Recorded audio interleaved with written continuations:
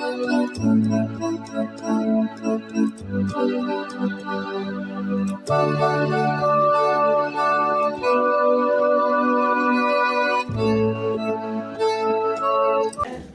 tu vas prendre ta Bible avec moi dans le livre de Luc. Luc 17, à partir du verset 11. Je ne serai pas là, je vais traiter le thème tout simplement et nous serons édifiés. Luc 17, verset 11. Un moment, tu joues doucement. Mets tes doigts les yeux sur moi, il ne faut pas t'embêter. On va jouer. Amen. Luc 17, verset 11. Je peux commencer? Luc 17, verset 11. Je peux commencer? Ok. Alors qu'il se rendait à Jérusalem, Jésus longea la frontière entre la Samarie et la Galilée. À l'entrée d'un village, 10 lépreux vinrent à sa rencontre. Il s'arrêtait à distance et il se mit à le supplier à haute voix. Jésus, aie pitié de nous. Jésus les vit et leur dit, allez vous montrer aux prêtres. Pendant qu'ils allaient, il fut guéri. L'un d'eux, qui se rendit compte qu'il était guéri, revint sur ses pas en louant Dieu à pleine voix. Il se prosterna aux pieds de Jésus, passe son terre et le remercia. Or, c'était un Samaritain. Alors Jésus dit, ils sont bien 10 qui ont été guéris, n'est-ce pas? Où sont donc les 9 autres? Il ne s'est donc trouvé personne d'autre que cet étranger pour revenir louer Dieu. Puis s'adressant à ce Samaritain, il lui dit, relève-toi et va, parce que tu as eu foi en moi, tu es sauvé. Amen. Amen. Le titre, comme j'ai dit, le thème de cette lecture que j'ai faite, c'est après la bénédiction. Dis à ton voisin, après la bénédiction. Vous voyez, la bénédiction, c'est une grâce que Dieu nous fait. Ça peut être une ouverture que Dieu te donne. Ça peut être un travail que Dieu te donne. Ça peut être la grâce que Dieu te donne. Ça peut être un mariage que Dieu te donne. Ça peut être la santé que Dieu te donne. Ça peut être la guérison que Dieu te donne. Ça peut être une délivrance que Dieu te donne. Ça peut être l'enfantement que Dieu te donne. La bénédiction a beaucoup de formes. Alléluia. Amen. Mais lorsque Dieu te bénit, après la bénédiction, il te doit. Et tu dois faire une chose, c'est rester auprès de Jésus. La Bible dit qu'il y avait 10 lépreux. Et les 10 lépreux, ils avaient un problème. Ils avaient un problème de lèpre. La lèpre peut symboliser un blocage financier. Parce que celui qui est lépreux par la main ne peut pas attraper l'argent avec sa main. Celui qui est lépreux par la main spirituellement peut ne pas pouvoir posséder une grâce. C'est-à-dire qu'il en passe une bénédiction, mais il ne peut pas la prendre. Pourquoi il est lépreux spirituellement? Quand tu es lépreux spirituellement, les grâces t'échappent, les faveurs t'échappent. Des choses qui sont faciles pour les autres deviennent difficiles pour toi. Pourquoi? Parce que tu es un lépreux spirituel. Et la Bible dit que les 10 lépreux, ils étaient malades. Dans la ville, ils étaient rejetés. À l'époque, quand tu as la lèpre, tu n'es pas accepté dans la société. Tu es méprisé et rejeté. On a peur de toi, c'est-à-dire que tu peux te contaminer. Comme aujourd'hui, les gens ont peur de coronavirus. Quand on dit quelqu'un corona, tout le monde fuit, tout le monde court, même sa porte boum. Même c'est ton propre frère qui te cherche. Pourquoi? Parce que tu sens que tu as moulé le touchant. Ainsi, à cette époque, la lèpre était une maladie contagieuse, dangereuse, puissante. Et les gens avaient peur, c'était une épidémie qui tuait, qui ravageait les gens. Donc, lorsque les 10 lépreux voient Jésus, et qu'ils sont isolés, ils commencent à courir pour aller vers Jésus et lui disent, s'il te plaît, guéris-nous. Et la Bible dit qu'ils vont se prosterner devant Jésus et ils vont supplier Jésus. Jésus va dire, allez-y vous présenter aux prêtres. La Bible dit que pendant qu'il était en chemin, tous les 10 ont été guéris. Et parmi tous les 10, c'est un seul qui s'est retourné pour venir dire, Seigneur, vraiment merci. Il s'est prosterné, Seigneur, tu es vraiment le Fils de Dieu. Seigneur, je veux te suivre. Et le Seigneur lui dit, ta foi t'a sauvé. Est-ce qu'ils n'étaient pas 10? Mais parmi tous les 10, c'est un seul qui est revenu. Vous voyez, lui là, le petit, la casse est calme. C'est un seul qui est revenu pour venir dire merci à Jésus. Et aujourd'hui, ce matin, le Seigneur nous dit, après notre bénédiction, n'abandonnez pas le Seigneur. Parce qu'il y a des gens, lorsqu'ils sont malades, ils courent après la guérison. Ils supplient, ils font tous les hôpitaux. Ça ne va pas, ils courent derrière tous les hommes de Dieu. Mais les gens sont guéris, ils retournent dans le monde. Il y a des gens, lorsque ils étaient en train de jeûner, prier, ils étaient pétés devant Dieu, en train de supplier le Seigneur, s'il te plaît, donne-moi le mariage, donne-moi le travail, donne-moi ceci, Seigneur. Dieu a eu compassion d'eux, Dieu les a fait grâce. Qu'est-ce qui s'est passé? Après la bénédiction, ce sont éloignés de Jésus.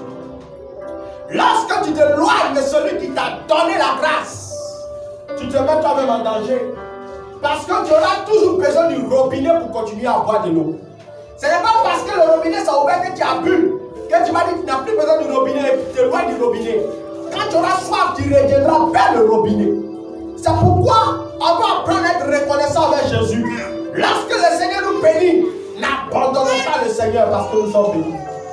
Beaucoup de personnes ont abandonné le Seigneur après la bénédiction. Beaucoup de personnes ont lâché la main de Dieu après la bénédiction. Et qu'est-ce qui s'est passé? Ils ont tout perdu. Lorsque Dieu te bénit, n'abandonne pas le Seigneur. Reste accroché au Seigneur. Car laissez-moi vous dire, après la bénédiction, c'est là que commence le grand combat. Oui. Lorsque tu es encore dans ta situation de misère, c'est plus facile de suivre Dieu souvent. Mais quand tu commences à être béni, ça devient plus difficile. Tu t'imagines que tu étais une jeune femme simple. Et puis Dieu te donne le travail en tant qu'une femme de choses. Les femmes qui sont dans les avions, les enfants comme les hôtesses de l'air. Tu vois, tu n'as plus le temps de pouvoir prier Dieu. Tu es tout le temps parti. Tu es dans 2 avions à chaque fois. Tu es dans un avion matin, un avion le soir. Toujours en train de servir les gens.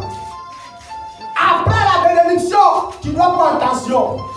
Parce que ton travail même peut t'amener à abandonner le Seigneur après ta bénédiction. Après ta bénédiction, il te faut rester dans la présence de Dieu. Sinon, tu risques de perdre. La Bible dit qu'il y avait une femme dans le passé, dans la Bible. Cette femme, c'était une femme tsunami, une femme de qualité de distinction. La Bible dit que cette femme, elle voyait Élisée le prophète qui passait chaque jour. Et elle dit, Élisée le prophète, c'est certainement un saint homme de Dieu. C'est ce qu'elle disait à son mari. Qu'on n'a qu'à faire quelque chose pour le monsieur là. On n'a qu'à lui construire une petite maison. Comme ça qu'elle va venir chez nous. À chaque fois, au lieu de partir, il va rester là pour se reposer. Il va être en haut, comme c'est un saint homme de Dieu, il va prier. Alléluia. La Bible déclare que pendant qu'Élisée, quand il partait pour faire ses séjours dans l'endroit, la femme l'accueillait chez lui. La femme l'accueillait chez lui et puis elle le bergeait.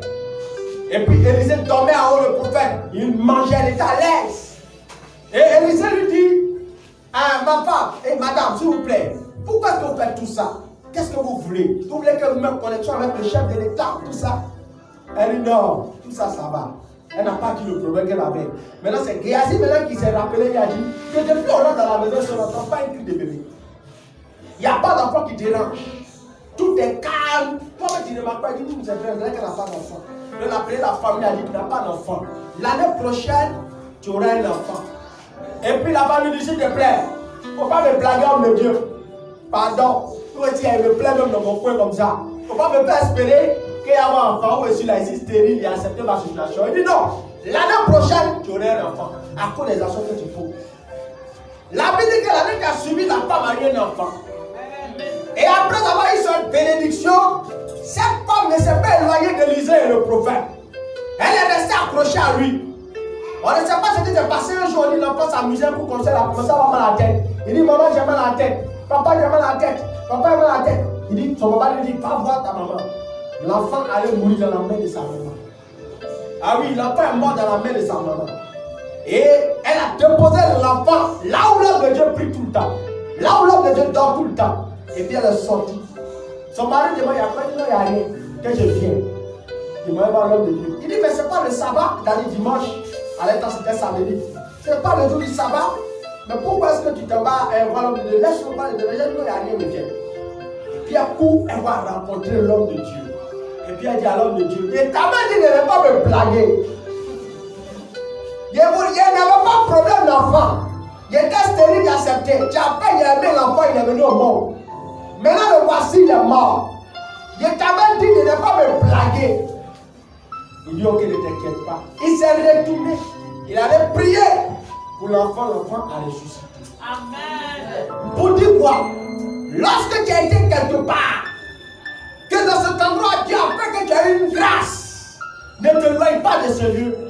Ce lieu peut être un lieu de source pour toi, où tu vas venir toujours te ressourcer, où quand même tu vas commencer une activité, et puis à un temps ça va se gâter. Le même endroit où tu as pu avoir l'activité va finir par te produire encore. Pourquoi? Parce que là-bas, l'esprit qui t'a communiqué la grâce peut encore ressusciter ce qui est mort. Mais si après avoir fini d'avoir la bénédiction, elles allons venir, je n'ai plus besoin de toi. Toi, tu es qui? Pourquoi m'en prier? Moi, je suis béni maintenant à mon enfant. C'est quoi? Vous appelez les gens, tout vous appelez les gens pour dire vos trucs. C'est comme ça, les gens comme ça. Qu'est-ce qui allait se passer? L'enfant et moi, c'était terminé. C'est pourquoi il faut savoir garder ta relation avec Dieu. Il faut savoir garder ta relation avec l'homme de Dieu auprès de qui tu es, qui a prié pour toi un jour, qui a été un jour de bénédiction. Parce que tu ne sais pas quand est-ce que tu auras encore d'autres problèmes. Parce que l'homme finit par vieillir, mais Dieu ne vieillit pas. Les bénédictions finissent souvent par disparaître, mais Dieu ne fait pas disparaître sa bénédiction. La Bible dit que les bontés de l'Éternel ne sont pas épuisées, elles se renouvellent quoi? Chaque matin. Quand tu es dans la présence de Dieu, que tu n'abandonnes pas le Seigneur, tu cherches toujours Dieu, la Bible dit que les bontés de l'Éternel se renouvellent en toi. La miséricorde de Dieu se renouvelle en toi. Pourquoi? Tu es resté accroché à Dieu. Beaucoup de personnes, comme c'est les prêts, abandonnent le Seigneur après la bénédiction. La Bible dit que c'est que 9 personnes qui sont parties. Pour dire quoi? Dans la maison de Dieu, lorsque les gens sont bénis, la plupart du temps, ils quittent la maison de Dieu. Ils sortent de la maison de Dieu. Ils retournent dans les bars. Ils retournent dans les maquis. Et ça ne plaît pas à Dieu. Ça ne plaît pas à Dieu. La Bible nous fait savoir que c'est quelque chose à qui la malédiction.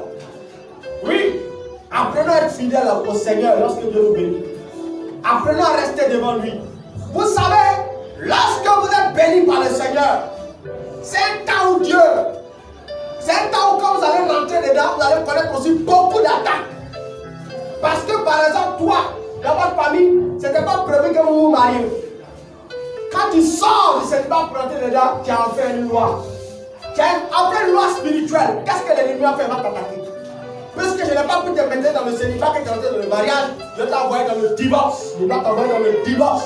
Si tu ne vas pas dans le divorce, je dois m'arranger pour que dans votre foyer, vous ne faites pas d'enfants.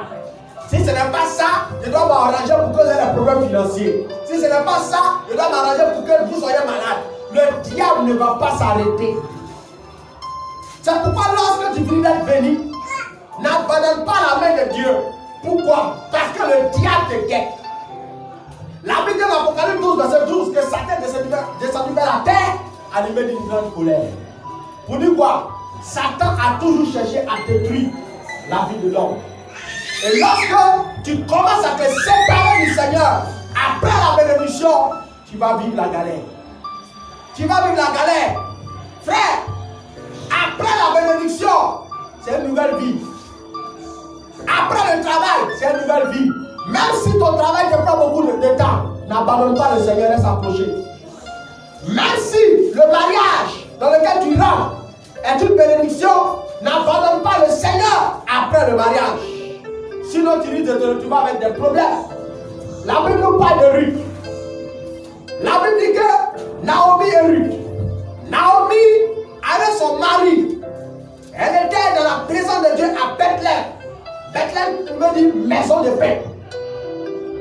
Et étant là-bas, Dieu a fait grâce à la rencontrer l'homme. Elle a marié l'homme. Elle a eu 2 enfants. Et la Bible dit que la sécheresse a commencé à taper le pays. Ils n'ont pas pris la peine de consulter Dieu, de rechercher Dieu. Et ils sont sortis de Bethléem, qui est la maison de paix, là où il y a la parole de Dieu, là où il y a la présence de Dieu. Ils sont partis vivre à Moab.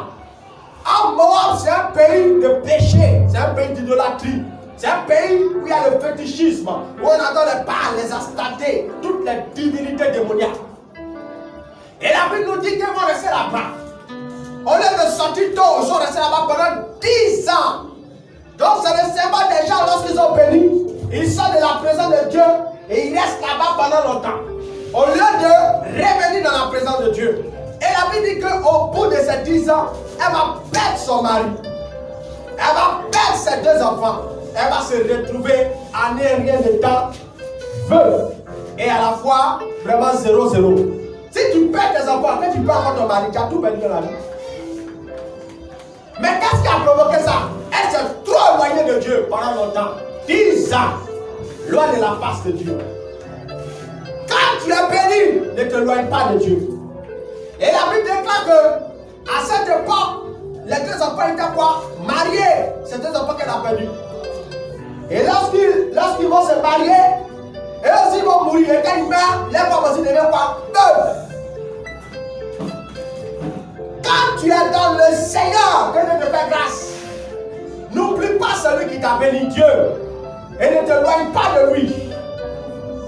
Elles sont devenues veuves, il y a une qui a décidé de continuer dans sa vie de péché. Mais l'autre a décidé de s'attacher à la dame. Parce que la dame a dit, je suis venu ici à Moab, j'ai tout perdu. Je vais retourner à Bethléem dans mon pays. Je vais retourner dans la présence de Dieu. Je vais retourner chercher Dieu. Et la Bible déclare qu'elle va repartir dans son pays. Mais pour partir, il y a sa belle-sœur qui disait, si tu t'en vas, je m'en vais à toi. Parce que si vous laissez Simon aussi est perdu. J'ai perdu mon mari qui est ton enfant. On va aller ensemble. Ton Dieu là, il va devenir mon Dieu. Là où tu as mouru, je vais mourir. Là où tu as demeuré. Si on doit avoir fait, on va avoir fait ensemble. Moi, je vais te suivre. Pourquoi? Parce que cette femme savait que Naomi connaissait Dieu hier. C'est tellement que Naomi lui a conté l'histoire de Dieu, des prouesses de Dieu. Elle lui a dit que le Seigneur un jour a ouvert la mer rouge en notre temps, au temps de nos pères. Le Seigneur a fait tomber la main du ciel. Le Seigneur a fait autant de miracles. Mais aujourd'hui qu'on a abandonné, voici ce qui nous arrive, on a tout perdu. Et c'est comme ça la dame dit, ok, moi je vais te suivre. Tu on va souffrir ensemble. Et elle a suivi cette femme dans la voie du Seigneur. La Bible déclare qu'en train de se battre dans la vie, en ayant Dieu avec eux, quelque chose va se passer. La Bible dit que cette femme qui avait perdu le mari, qui avait perdu un enfant, qui était un enfant de lumière, mais qui avait quitté la présence de Dieu, elle va finir par rencontrer un homme qu'on appelle Boaz dans le pays de Bethléem. Et Boaz, c'est un homme qui était riche et puis puissant, qui avait des relations. La Bible nous fait savoir que lorsque Boaz va la voir, il va tomber sur son char. On dit non, celle-là, il doit la marier. Vous voyez? Elle a perdu son mari, elle est célibataire. Normalement, on peut dire, il n'y a plus d'espoir. Mais le fait qu'elle ait vu, il a vu que la dame a quitté son pays pour suivre cette maman qui est devenue veuve. Cette maman qui a perdu ses enfants. Il s'est dit non, certainement, c'est une bonne femme qui vient aider cette femme. Donc, personne ne peut pas dire que cette dame-là, c'est une sorcière. Pourquoi? Parce qu'on dit son mari est mort. Elle a bouffé son mari. Ses 2 enfants sont morts. Elle a bouffé ses 2 enfants. Alléluia. Donc, certainement, ce n'est pas une bonne femme. Mais il n'a pas regardé à tout ça. Il a pris la dame, il l'a épousée. Et quand il a épousé, la Bible déclare que c'est de cette femme-là, cette femme même qui ne craignait même pas Dieu, qui a commencé à craindre Dieu là, c'est d'elle que le roi David est sorti. Vous voyez, lorsque tu es dans la présence de Dieu, tu vas garder ce que tu as reçu de Dieu en restant auprès de Dieu, comme on l'a dit la semaine passée. Mais quand tu commences à te détacher de la présence de Dieu, tu te mets toi-même en danger. Tu vas finir par sécher. C'est pourquoi Naomi elle-même a dit que ma vie est devenue amère.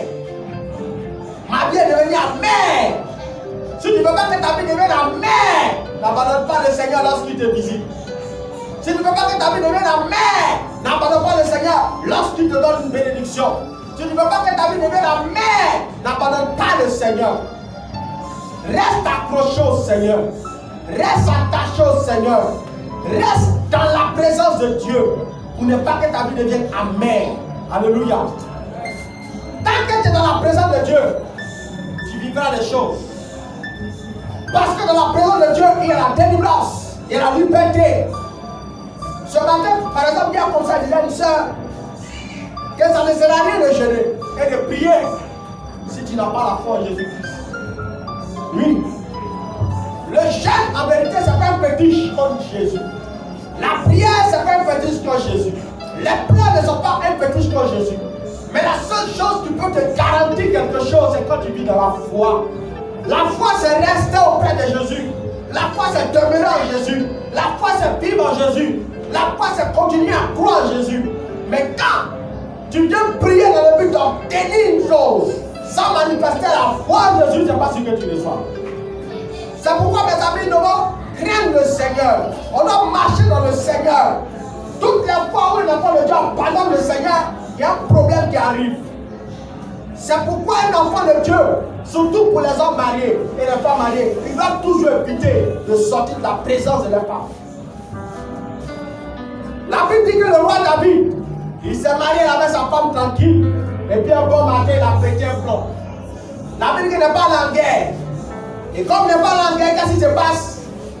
Il a remarqué une femme qui était là en train de se laver. Et pendant qu'elle s'est lavée, il a vu tout. Quand il a vu ça, ses cheveux sont dressés. Mais c'est quoi ça? Et la Bible déclare qu'il a pris la fille, il a couché elle. Et plus grave, il a tué son mari. Pourquoi? Parce que la fille était trop belle. Vous voyez? Et quand il fait ça, personne n'a vu. Et parce qu'il avait demandé une stratégie pour qu'il lui meure. Il a donné une lettre. Il y avait une guerre en ce moment en Israël contre les Philistins. Il a mis une lettre. Et puis il a dit, Uri là, mettez-le au milieu du champ de bataille là-bas, laissez là-bas, vous vous battre. C'est pas ceux qui sont vivants. Et il n'avait pas compris. C'était lui qui faisait ça. Personne n'a compris. Et puis la lettre, elle a mis ça dans la même main de Uri. Il dit, tiens, va donner ça au général Joab. Ne lis pas ce qu'il y a dedans, il va lire. Donc Joab lui et puis il mettait Uri au milieu du combat.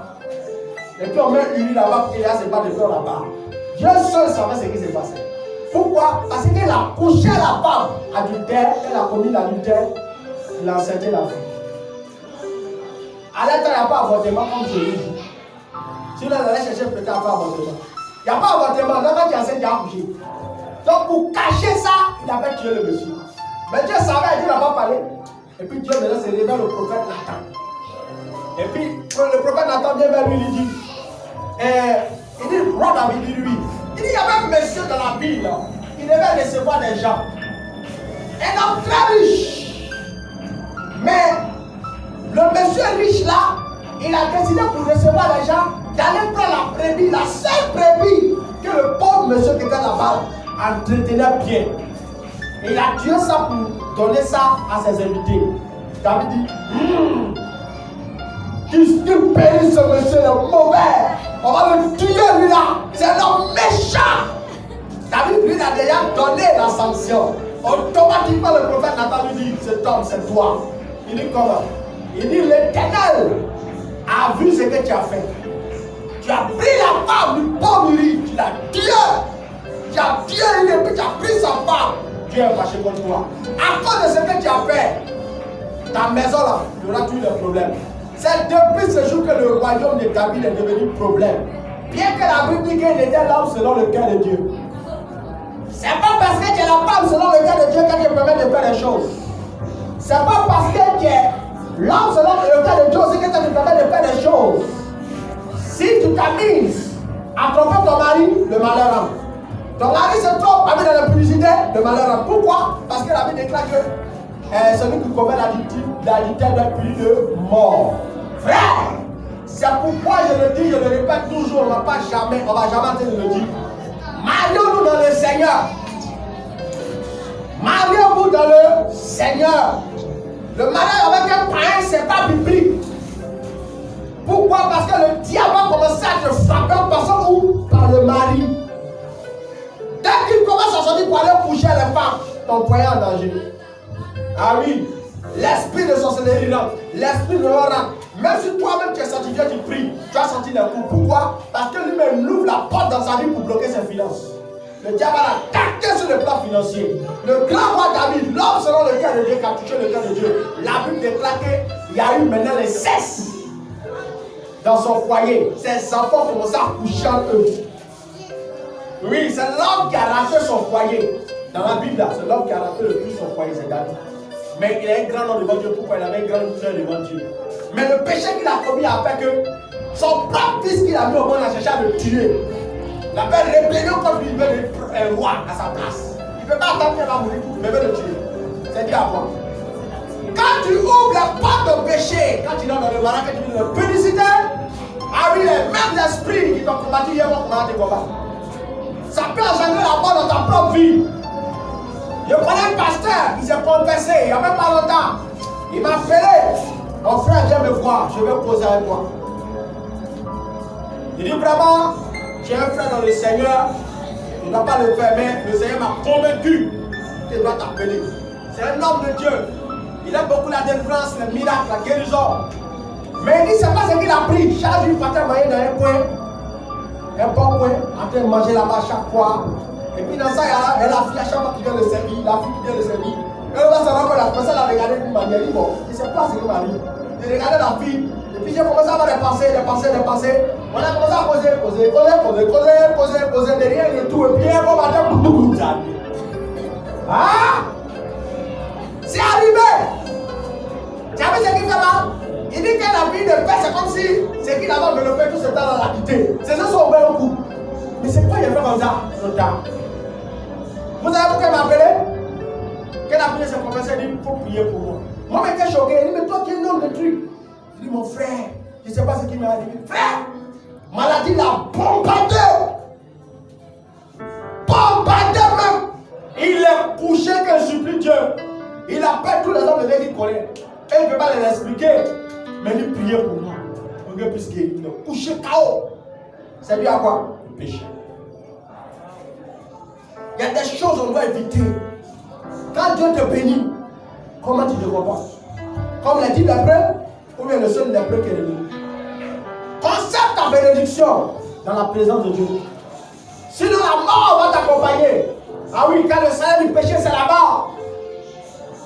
C'est la mort. Je reviens dans le cas par exemple des mariages. Quand tu as fini de te marier, mon frère, te mets dans la prière. Ah oui. Parce que Satan, la Bible déclare qu'il y a vu Satan tomber du ciel comme un éclair. Satan descend sur la terre à la vitesse de l'éclair. Et Satan est prêt à détruire. Le seul travail de Satan, c'est de détruire la vie des enfants de Dieu, les foyers surtout. Ah oui, tu dois prier.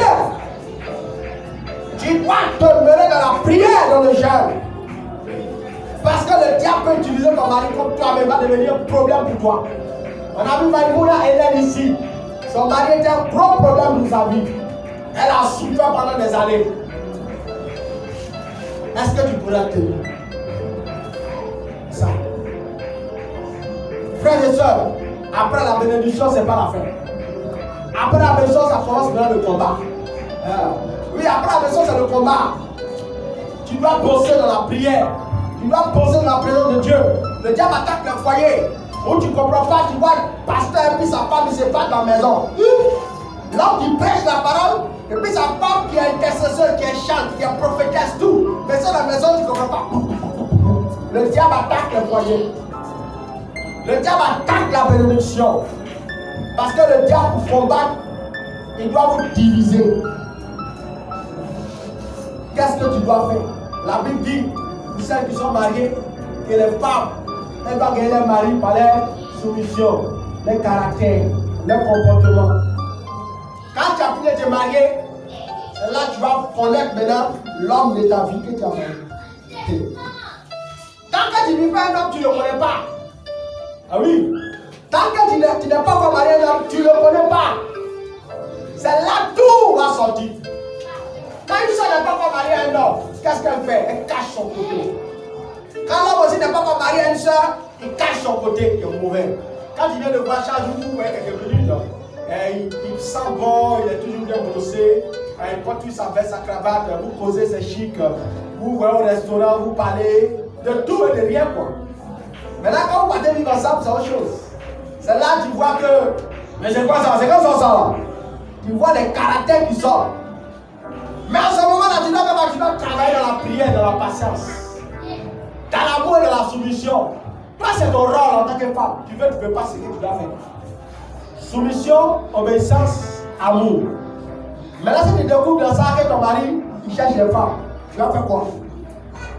C'est la question qu'on se pose. Ah oui, c'est pas facile. Le foyer, c'est difficile.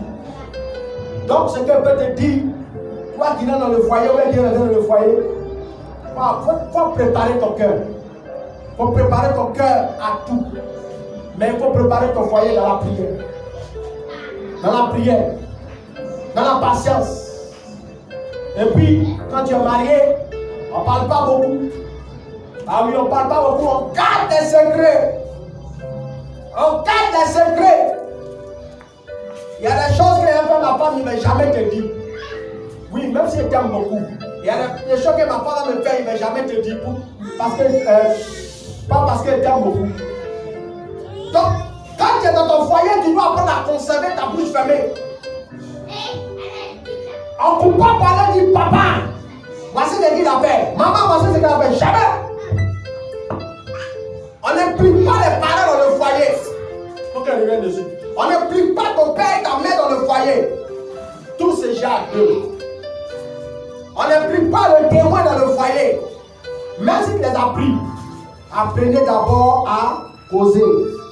La collaboration, l'entraide, le bavardage, parler. Mais si tu te lèves aujourd'hui, quand il y a des parents, c'est un chercheur de femmes, le gars il est mauvais. Ah, demain même s'il change, tes parents doivent retenir que c'est un impuni, un chercheur de femmes. Qui a sali son nom? C'est toi. Tu manges pas, c'est pour toi. C'est toi qui l'as choisi. Ou bien, ça va pas, c'est pour toi. Tu es dedans. Tu dois assumer tes responsabilités en tant que femme ou homme. Et puis il faut avoir aussi la mentalité de pouvoir pardonner. Parce que du jour au lendemain, ton mari peut zapper un jour, comme l'homme de Dieu. Ce n'était pas dans son projet. Et puis il a zappé. Mais est-ce que lui, il aura la force de Dieu aussi à sa femme? C'est ça. Sinon, en vérité, il va dire d'abord à sa femme. Vous voyez, le péché, il t'a trompé. Là, le pardon est parfait. Mais si tu ne dis pas que tu caches pour toi seul, tu vas voir dans ton cœur, tu n'es pas en paix. Ça, c'est pour les chrétiens. Mais pour les païens, ne t'éloigne pas de Dieu. Prie. Prie. C'est là qu'on a le grand travail. C'est là qu'on a le grand travail. Tu dois travailler sur toi-même après ta bénédiction. Parce que Satan peut te faire sortir de la présence de Dieu avec ton argent. L'argent a un puissant pouvoir. Tu t'imagines que toi, tu as toujours galéré, puis Dieu t'a fait grâce de pouvoir avoir un emploi. Au point même tu as réussi à mettre des projets sur pied. Le diable peut te monter contre Dieu. C'est pourquoi Salomon, je vais prier, il a dit, Seigneur, ne me rends pas trop riche, de peur que je devienne orgueilleux. Et ne me rends pas moins riche, il a dit pauvre, de peur que je devienne voleur. Donne-moi le juste milieu, mais Dieu l'a rendu plus riche. Mais quand il est devenu plus riche, qu'est-ce qui s'est passé? Au soir de la vie de Salomon, Salomon a commencé à coucher toutes les femmes du pays. Il avait 1000 femmes lui seul. 1000 femmes. Et puis il a parti des hôtels à des démons. Un homme à qui Dieu a parlé 2 fois. Lui, il a vu Dieu. C'est pas comme toi, puis nous on prie comme ça. Lui, il a vu Dieu face à face 2 fois. Mais la Bible dit qu'il allait partir des hôtels à des démons.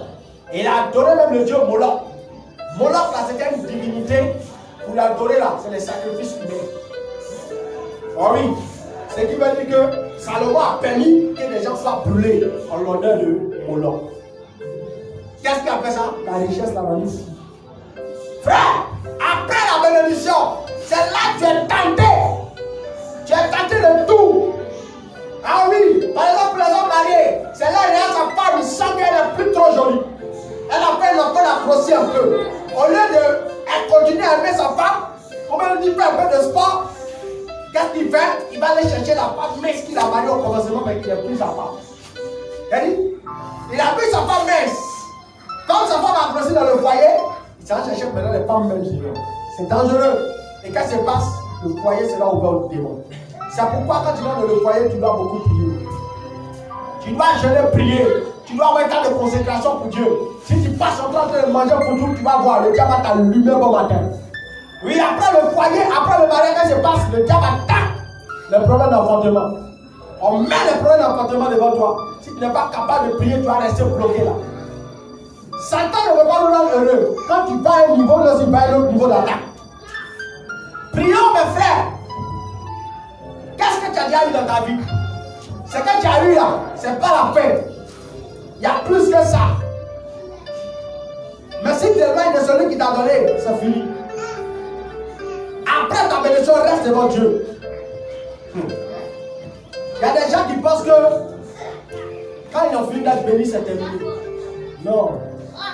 Quand tu as fini d'être béni, c'est le moment de te renforcer dans la prière, de te renforcer dans la présence de Dieu, d'honorer Dieu, Parce que c'est un temps fragile. C'est comme si tu étais en train de monter escalier. La maison, c'est comme tu montes escalier.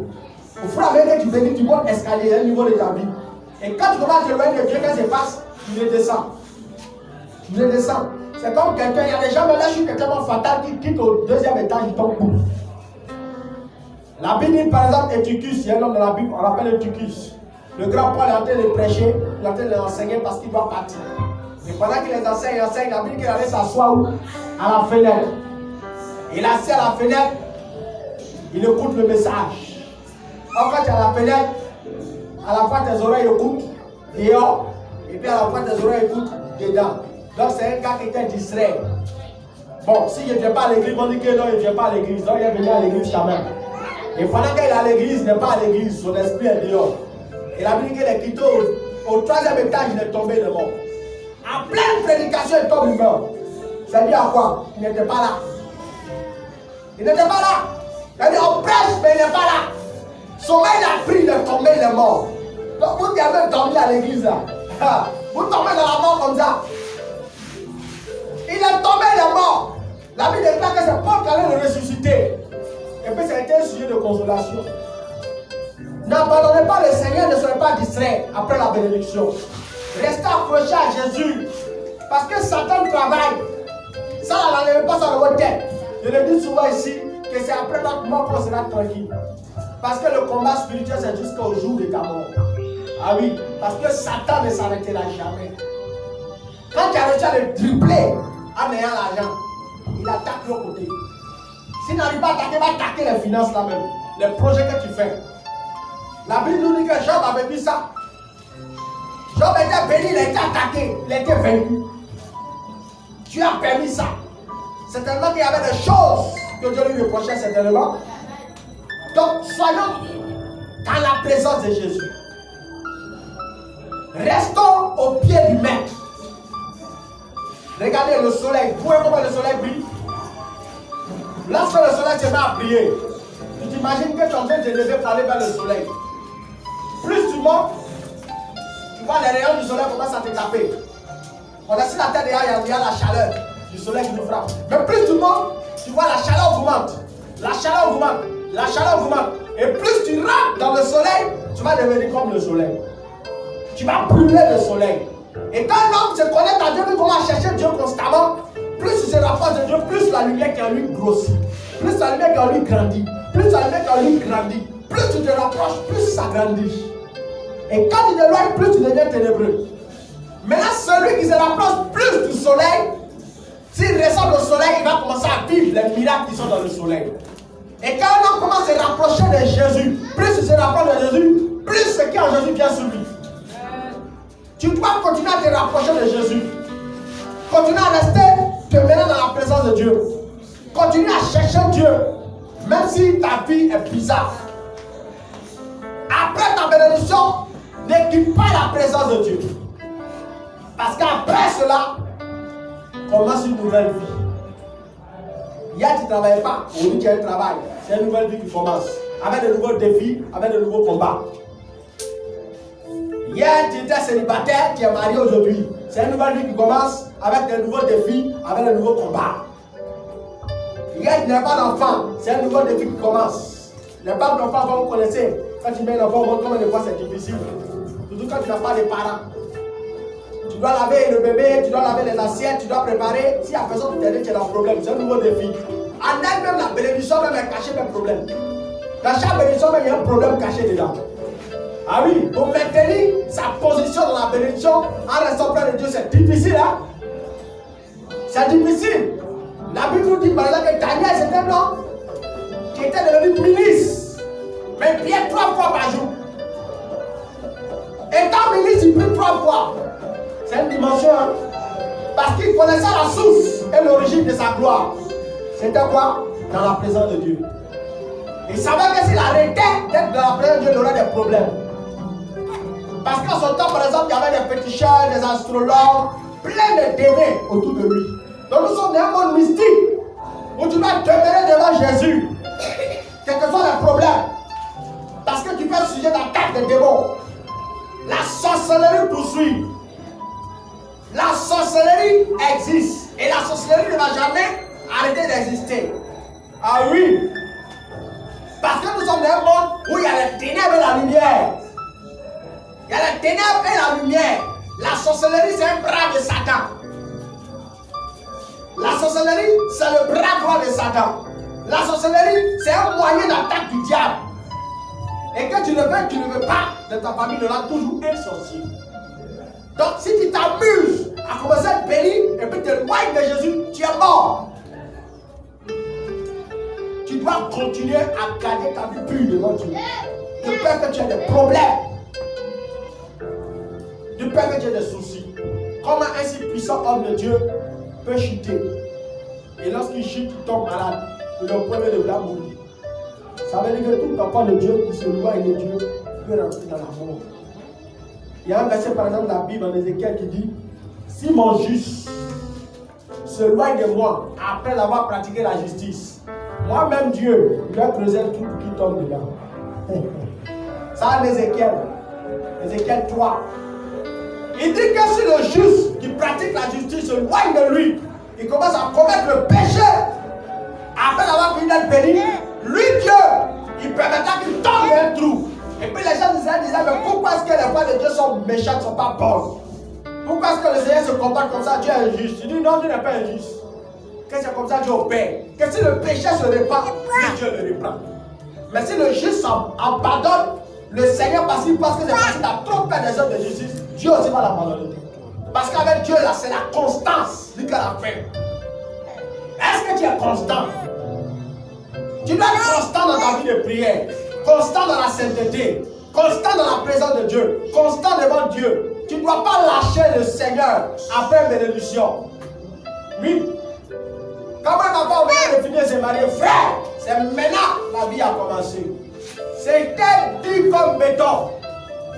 Ça n'allait pas. On était sujet d'attaque. Avant que le mari ne reçoit l'esprit, le Seigneur me dit, prends 3 jours de jeûne, ils ont prévu de tuer d'un accident de voiture.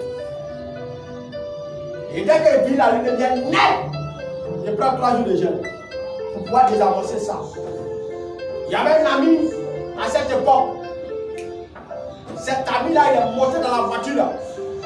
Quand il devait monter dedans ce jour-là, il est monté, il s'en fait tu viens. Il allait faire tonneau. Tonneau. Il allait mourir comme ça. Dieu à quoi? Nous ramassons. Frère, cherchez Dieu. Après la bénédiction, ce n'est pas la fin du monde. Quand l'autre était à côté d'Abraham, la vie de quelqu'un, Abraham prospérait. L'autre aussi prospérait. Mais le jour où l'autre s'est amusé à se éloigner d'Abraham, qu'est-ce qui s'est passé? On dit l'autre a fini zéro. Il allait vivre où il y a des gens qui vivaient dans la publicité. Là-bas, il y a des lesbiennes. Là-bas, il y a des homosexuels. Il y a toutes sortes de péchés. Il était assis au milieu d'eux. Et puis chaque jour, son esprit était tourmenté par le péché. Après la bénédiction, ne va pas t'asseoir pour regarder des pubs pour nous. Après la bénédiction, ne va pas t'asseoir dans les maquillages. Après la bénédiction, ne va pas célébrer ton mariage, ou bien ta joie, ou bien ta bénédiction, ou ton anniversaire d'un maquis. Il y a des gens qui ont les bénis aujourd'hui, quand ils travaillent, c'est dans le maquis, ils ont célébré le travail qu'ils ont eu là. Ça, c'est quoi ça? Dieu te donne la bénédiction à l'église, et puis du coup, c'est dans le maquis, tu t'assois pour faire quoi? Pour célébrer ton anniversaire. Ou bien, on a eu travail, ça va, puis ça envoie les pieds. Non! Après la bénédiction, tu vas rester dans la présence de Jésus. Comme c'est l'esprit qui est venu auprès de Jésus, qui s'est prosterné. Et puis le Seigneur dit que va, ta foi t'a sauvé. Nous devons rester auprès de Jésus. Parce que c'est auprès de lui qu'on peut trouver la vie. C'est auprès de lui qu'on peut être délivré. C'est auprès de lui qu'on peut être libéré. Parce que même après ta bénédiction, tu peux tomber malade. Il y a des ministres, il y a des grands hommes dans ce pays qui ont toute la richesse, mais ils souffrent malades, ils souffrent. Ils ont des maladies incurables. Avant-hier, j'ai croisé un monsieur. Le monsieur qui les regarde, il ne s'en a rien. Oh, c'est un chef d'entreprise. Il a une grande ferme de poulet. Très grande ferme de poulet où il est lui-même le propriétaire. Ils sont deux dessus, c'est lui qui me raconte son histoire. Et puis, pour tout gâter, le monsieur me dit, tu sais mon frère, il y a un suffisant rénal. Il dit quoi? Il dit, comme il est sur le sol, il dit, en fait, tu as dit chaque jour. Waouh! Il a l'argent! Mais là, il fait quoi? Dialyse. Et à moment, il prie le Seigneur. Il a fait chercher Dieu pour sa guérison. Et il m'a dit que pendant qu'il était en train de prier, il a eu un rêve où Dieu l'a monté. L'homme de Dieu qui va le guérir. Et l'église doit aller pour être guéri. Il dit, mais tu attends quoi? C'est un homme de Dieu qui connaît bien. Il dit, mais Dieu va bien arriver dans ce. Mais là, le monsieur souffre. Donc tout l'argent gagne, ça finit dans quoi? Dialyse. En ce que tu veux là, l'argent dépasse, ça c'est des millions. S'il s'amuse à rester loin de Dieu, il va mourir. Et puis s'il ne va pas là où Dieu a débattu, il va mourir. Donc restons devant Dieu. N'abandonnons pas le Seigneur. Parce que après ça, il y a des problèmes qui peuvent arriver. Et ces problèmes-là peuvent nous tuer. Laissons approcher à Jésus. Continuons à prier. Si tu n'es pas encore béni, il faut prier. Comme la femme tsunami. Elle n'avait pas d'enfant, elle a cherché Jésus. Elle a même honoré l'homme de Dieu. Et puis l'homme de Dieu a prié, elle a eu un enfant. Tu es maintenant dans la présence de Dieu, cherchant la présence de Dieu. Pour qu'on puisse vivre la présence de Dieu. Comme je vous ai dit, ce n'est pas long. Voilà. Il y a juste un petit conseil que je voulais vous donner. Pour vous encourager à ne pas quitter la main de Dieu. À rester accroché à Jésus. Que Dieu vous bénisse. Amen. Tu vas prier, tu vas dire à Dieu de te donner, de rester dans sa présence.